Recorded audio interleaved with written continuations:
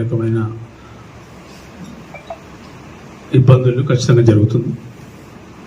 దాంతోపాటు industrial corridor కూడా sanction అయింది, ఐటీ పార్క్ కూడా శాంక్షన్ అయింది. అది కూడా ఇంకొకరు అంటే ఇప్పుడు ఆల్రెడీ కార్యక్రమం స్టార్ట్ అయింది, పేమెంట్ అయిపోయినాయి. ఆల్మోస్ట్ 90% మంది పేమెంట్స్ అయిపోయినాయి.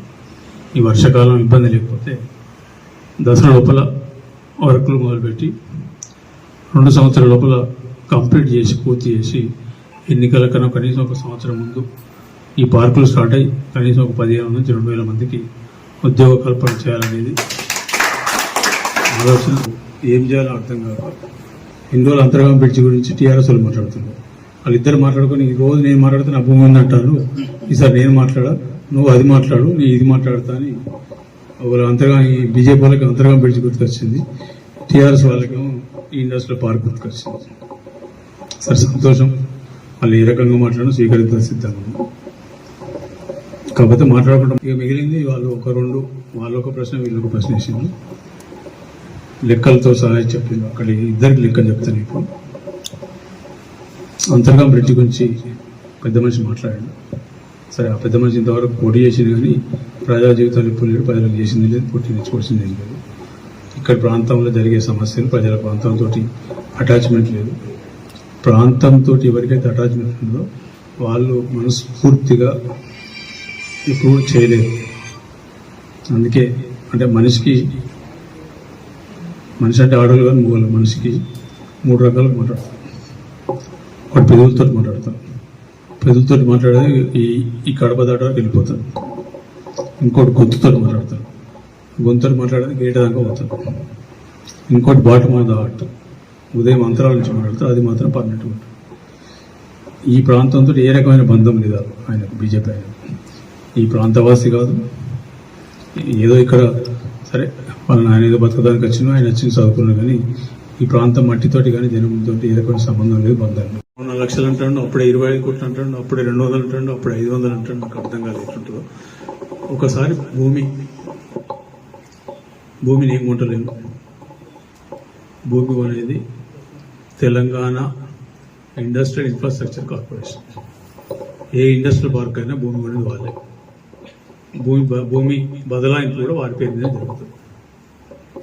ప్రభుత్వ కార్పొరేషన్ వాళ్ళు, ప్రభుత్వ రంగ సంస్థలు ఎవరు పైసలు క్యాష్ ఇవ్వరు. అంటే 13.5 కోట్లు వాళ్ళకి ఇచ్చి మరి నాకు 30 కోట్లు 50 కోట్లు క్యాష్ తెలియదు. మనకు ఇక అట్లా ఇస్తే మరి నెలపల్లి ఆయనకి ఎంత ఇచ్చారు అని చూడాల్సి వస్తుంది. సో నాకున్న పరిజ్ఞానం ప్రకారం ప్రభుత్వ సంస్థలు ఇవి కూడా క్యాష్ రూపాయలు ఇవ్వవు. ఇది మొదటి. రెండోది, ఇంకొక మాట చెప్తాను, ఇచ్చేది 13.5 లక్షలు ఇస్తాం. అది మొత్తం అసైన్మెంట్ భూమి, ప్రభుత్వ అసైన్మెంట్ భూమి. వాళ్ళకు ప్రజలకు డబ్బులు ఇవ్వకుండా కూడా తీసుకుని వెసులుబాటు అయినా కూడా వాళ్ళకు నష్టం జరగలదనే ఉద్దేశంతో చేయడం జరిగింది. రెండోది, ఈ ఇండస్ట్రియల్ పార్కు ఈ మన కాన్సెంట్ మీటింగ్లు మొదలుపెట్టక ముందు అక్కడ భూములను 4 లక్షలకు 6 లక్షలకు హైయెస్ట్ 7.5 లక్షలకు అమ్మడం జరిగింది. సరే, అమ్ముడినా వాళ్ళకి రిజిస్ట్రేషన్ కాదు, అది వేరే సంగతి. కానీ ఎక్కడో అమ్మడం జరిగింది. ఈరోజు 13.5 లక్షలు ఓన్లీ భూమి ఇస్తుంది, మన భూమికి పైసలు ఇస్తుంది. దాంతోపాటు 150 గదాలు ప్లాట్ ఇస్తున్నాం. ఒకసారి ఏదైతే లేఅవుట్ డెవలప్ చేసిన తర్వాత 15 లక్షలకు తక్కువ ప్లాట్ ఇవ్వడు. అంటే ప్లాట్ వాల్యూ 15 లక్షలు ఉంటుంది. ఇల్లుకు 6 లక్షలు, 25 లక్షలు వస్తుంది. 6 తారీఖు తర్వాత ఏ డేట్ ఫిక్స్ చేసినా మంచిది. ఏదో పోలీసు వాళ్ళు అవసరం లేదు. మీ కార్యకర్తలకు మా కార్యకర్తలు ఇద్దరే ఉన్నాం, ఐబీలో పెడదాం. ఓన్లీ పత్రికా సోదరులకు ఇవ్వలేదు. నేను కాగితం దేను, కలం దేను, క్యాలిక్యులేటర్ దేను, బుక్ దేను, బట్టి వస్తాను. అవసరం లేదు. నాది హామీ. అక్కడ ఏ రకమైన గొడవ ఎవరు మాట్లాడరు. ఆయనకి ఎంత చెప్పాలో అంత చెప్పండి. కాకపోతే టేప్ రికార్డు, అరిగిన టేప్ రికార్డు పెట్టినట్టు ఒకటే సోది మైకంగా పెట్టి కాకుండా స్ట్రేట్గా ప్రశ్న అడుగుతాడు. 100 ప్రశ్నలైనా జవాబు చెప్తాను.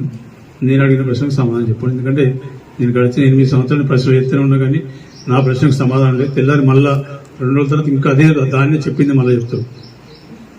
కొన్ని రోజులు హనుమంతరావు పంచాయతీ అయిపోయిన తర్వాత ఇంకో పంచాయతీ. హనుమంతరావు పంచాయతీ నేను నిజంగా రోడ్డు మీద తీసుకొస్తే అయ్యేవాడికి 2 గోదావరి బ్రిడ్జికి దూకి వస్తాను. ఏం జరిగిందో ఏం జరిగిందో చెప్తే ఎక్కడ ఎవరు జరిగింది, ఎవరు ఉన్నారు, ఆ సంఘటన ఎవరు ఉన్నారు, ఎందుకు జరిగింది, ఎన్నడూ చనిపోయిండు, ఆయన చనిపోకముందు ఏ భూమి రిజిస్టర్ చేసిండు, ఏ భూమి ట్రాన్స్ఫర్ చేసిండు, ఎవరి పేరుగా ట్రాన్స్ఫర్ చేయించిండు, అవన్నీ నేను ఆ లెవెల్కి పోతే ఇద్దరు మన అయ్యా కొడుకు తమ్ముడు కూడా ముగ్గురు గోదావరి బ్రిడ్జికి వెళ్ళి మీకు దొరికి సావాలి. 2018 ఎన్నికలలో ఒక ఆడియో టేప్ నాకు వచ్చింది. ఎలక్షన్ కన్నా 5 రోజుల ముందు